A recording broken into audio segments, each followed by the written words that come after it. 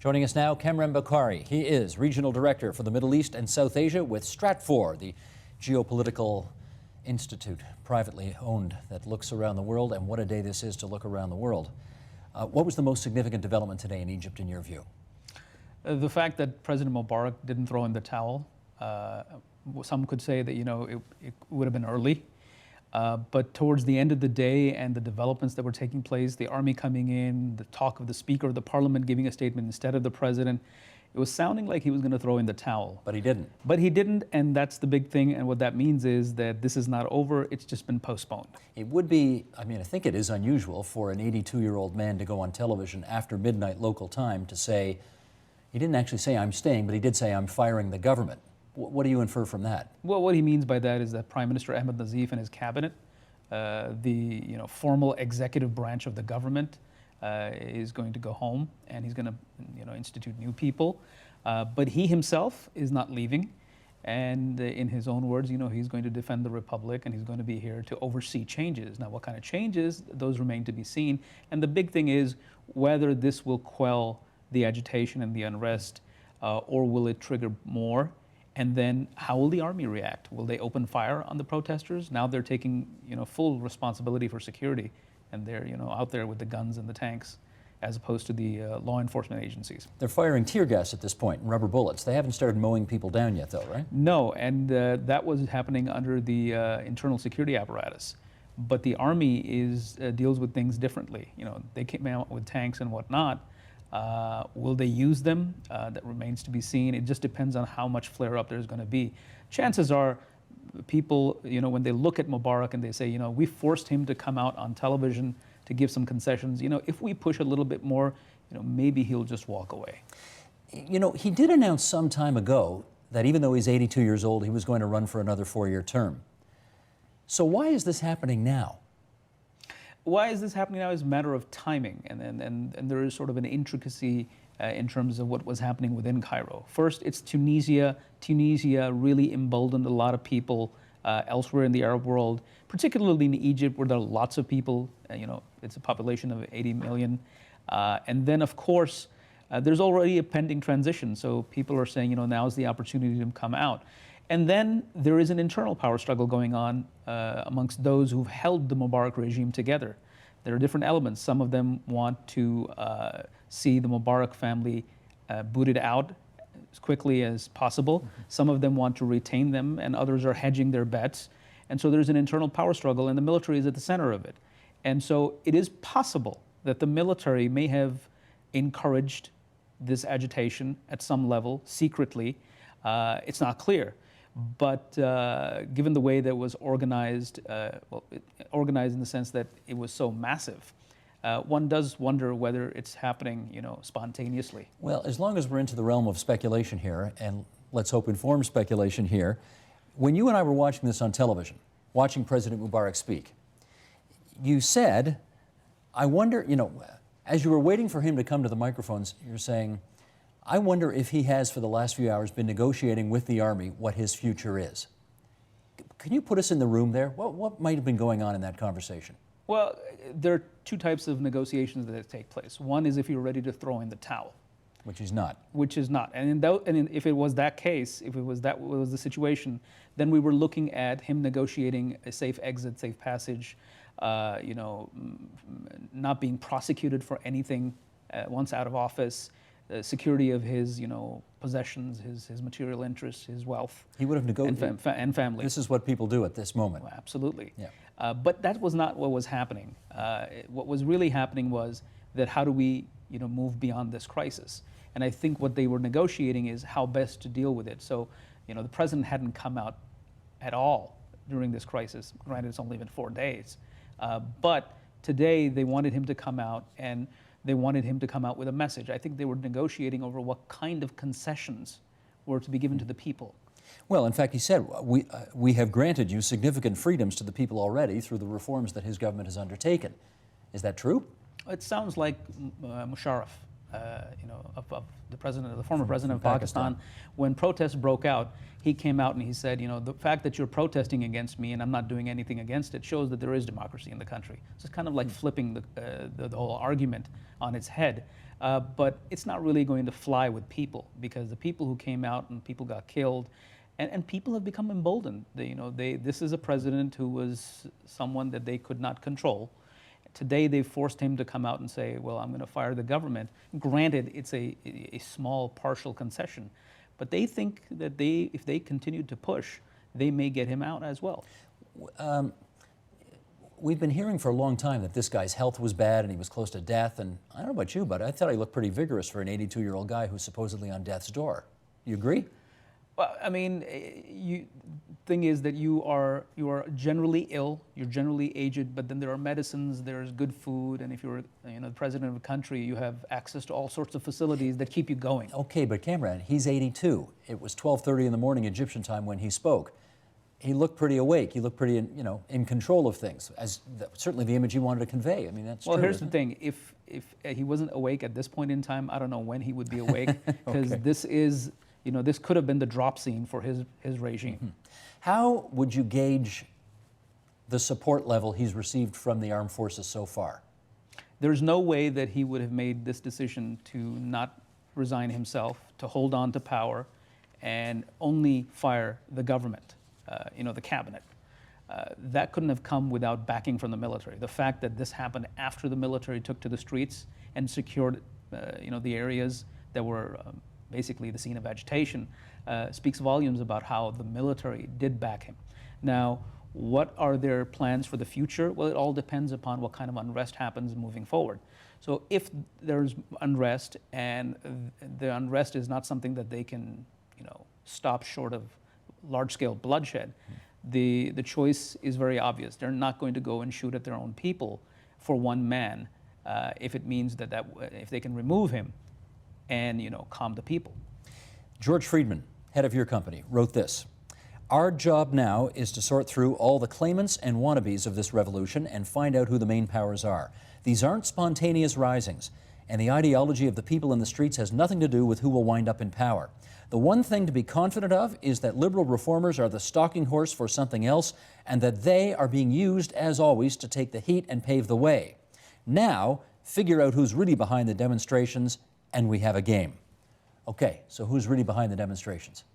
Well, here's the problem. Most of the Western world and most observers in the other parts of the world, when they look at such kind of risings, I'll give you the example of Iran.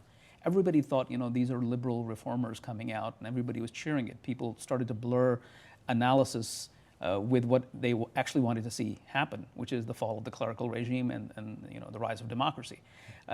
That is something that tends to blur what is really happening. Sure, there are liberals, there are Democrats, there are Marxists, there are Islamists, but the fact is that this country has not seen something like this. Mm-hmm. So how is it happening all of a sudden? It could not be happening without some sort of a critical mass forming, and critical masses do not form in authoritarian states without some sort of interests supporting them.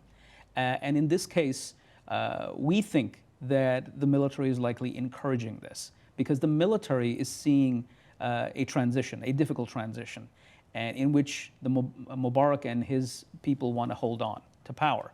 And they want to be able to reassert themselves and ensure that with or without Mubarak, there is regime stability and continuity of policy. But there's no vice president, so who do they see taking over? Well, that's the tricky part. There is no vice president, and that is probably at the heart of the problem.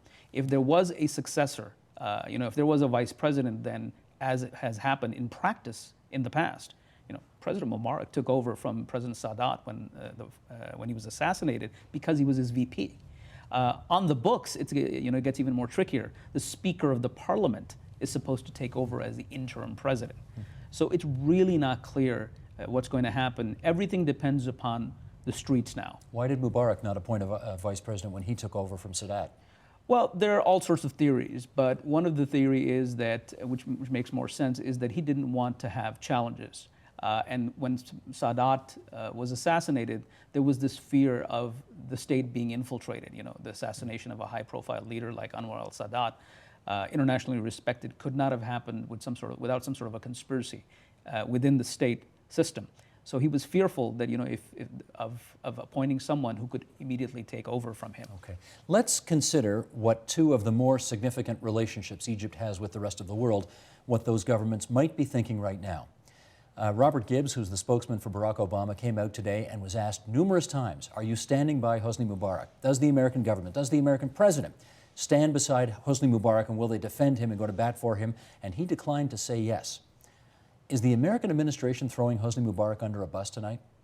I don't think necessarily. I think that it's very difficult for any president of the United States to come out and say that they're standing by a dictator who is facing an uprising on the home turf. They did for the Shah. Well, that was many, many decades ago. So they've learned their lessons. They've learned that there's a learning curve there, but more importantly, why would you, when you know that happens, that is a possibility, why would you repeat that mistake? The other thing is that the real power in Cairo, rests with the military. So if the institution of the military is intact, it really doesn't matter if Mubarak is going to be around or not. And I think what the United States takes confidence in is that the army as an institution is alive and kicking and functioning. Okay, let me ask you about what's going on in Jerusalem tonight. Benjamin Netanyahu sitting with his cabinet. They're considering whether or not this is good or bad for Israel. What are they thinking? They're definitely looking at this very closely because, more so than the United States, because they are next door to Egypt and the United States is far away. The security that Israel has enjoyed is because of the Egyptian-Israeli peace treaty that was signed in 1978. For them, any regime change, however minor it is, really needs to be watched very closely because from their point of view, is it going to upset peaceful relations? Is it going to change the nature of relations between Jerusalem and Cairo? So does the Israeli government sit there tonight and think, this is terrible, there might be an Islamist government take over, and then maybe the peace treaty is up in shreds? There's all sorts of possibilities of what could happen, and the Israelis are good at contingency planning. They're looking at all sorts of scenarios. But I think that if anybody knows, reads Egypt well, it's the Israelis, given their relationship, given their proximity, given their need to follow Egypt very closely. I think they have a good sense of that, that there's no need to panic just yet that Islamists are coming. It's certainly a possibility, but it's not going to happen today or tomorrow, and they're going to be watching this one step of the way, or one day at a time. Okay. Tina, how am I doing on time? 3 minutes. Okay, 3 minutes. Let's do one more thing here then. For some people, this will be very evocative of the 1990s in Eastern Europe, when you had these velvet revolutions all over the place. I don't know if our director wants to put the map up here, but the fact is that we have seen in the past couple of weeks, Lebanon, Tunisia, Yemen. The map will come up any second now. There we go. And we'll see all across the Arab world significant demonstrations. They got the president for life out in Tunisia. Is there a similarity between those winds of democratization that took place in Eastern Europe 20 years ago and what we're seeing in the Arab world today? I don't think so. There are 2-3 different reasons for that. Number one, there was a common ideology that was being opposed by the people of Eastern Europe, which was communism, and the fall of the Soviet Union allowed them to basically emancipate them from those authoritarian regimes that were satellite states of the USSR. So there was that commonality. It allowed for the spread, and of course, the West was encouraging it. Mm-hmm. There was Western backing, which isn't the case right now because of the uncertainty. From the point of view of the United States, democracy is good, but the problem is that what will come from that democracy, what will come in terms of a regime from that democratic process. And there is the fear that Islamists can take power. There is a fear that nobody can take power. You could go into anarchy, and any form of instability is just too risky. So that's not happening. The other second point is that each country in this region is very different in terms of how unrest is manifesting itself. So Tunisia, was probably the extreme case where the person who ruled the country for 23 years essentially left office in 20-some days. Mm-hmm. Egypt, we saw today, President Mubarak is saying, I'm not going anywhere. Jordan, nobody's asking for the king to come down. and you know, give over power to democratic government. They just want fuel prices, food prices to go back into, you know, subsidy levels so that, you know, life can go on.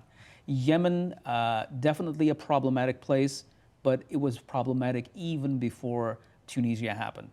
Syria is the one that needs to be watched. It's such a closed society. It's probably the most totalitarian regime in that region, and we need to see just how this will happen. And it's presided over by a minority sect called the Alawites. This is one of those fascinating days that 20, 30 years from now they're going to be studying in the history books, that's for sure. And we may be at the beginning of something very big right now. Kamran, thanks for coming in tonight and helping us out with this. Thanks so much. I appreciate it.